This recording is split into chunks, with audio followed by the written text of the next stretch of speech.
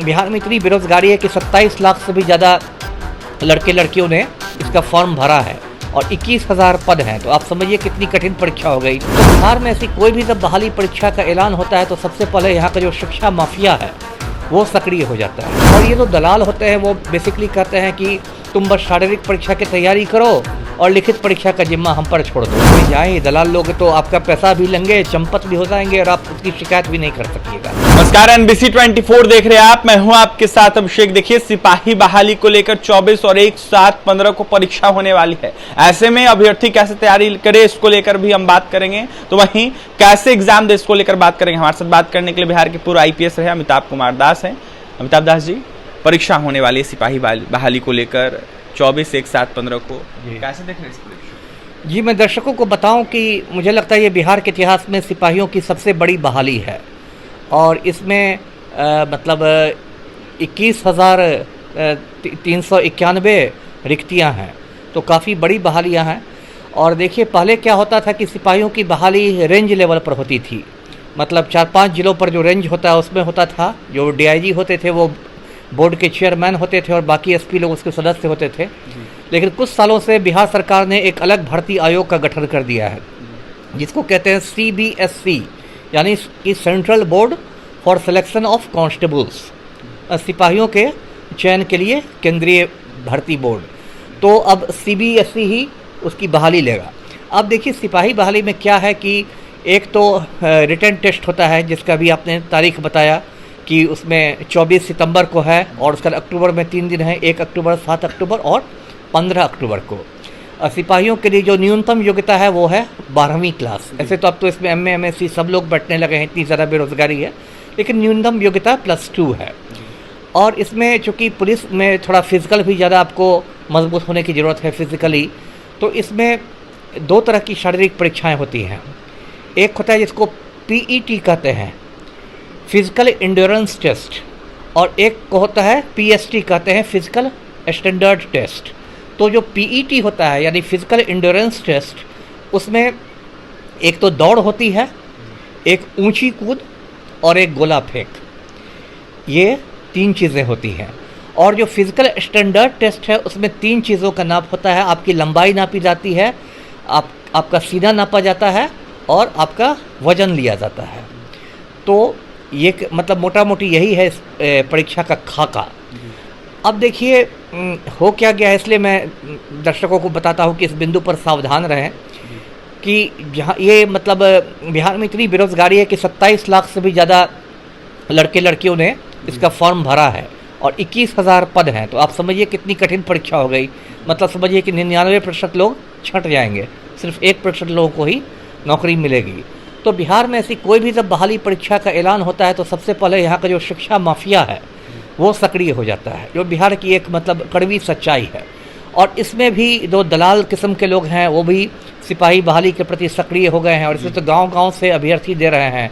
तो मुझे लोग फ़ोन करके बताते हैं कि सर यहाँ तो ऐसे दलाल घूम रहे हैं, अपना रेट बता रहे हैं कि 9 लाख खर्च करो तो हो जाएगा, 10 लाख खर्च करो तो हो जाएगा। और ये जो दलाल होते हैं वो बेसिकली कहते हैं कि तुम बस शारीरिक परीक्षा की तैयारी करो और लिखित परीक्षा का जिम्मा हम पर छोड़ दो, उसमें बस OMR शीट पर रोल भर के चले आना है, बाकी चीज़ हम देख लेंगे। तो पहली बात तो मैं ये आपके दर्शकों को कहता हूँ कि भाई इन दलालों के चक्कर में नहीं पड़े और मेहनत से इसमें जाएँ। दलाल लोग तो आपका पैसा भी लेंगे, चंपत भी हो जाएंगे और आप उसकी शिकायत भी नहीं कर सकिएगा। तो इन दलालों के चक्कर में नहीं पड़े।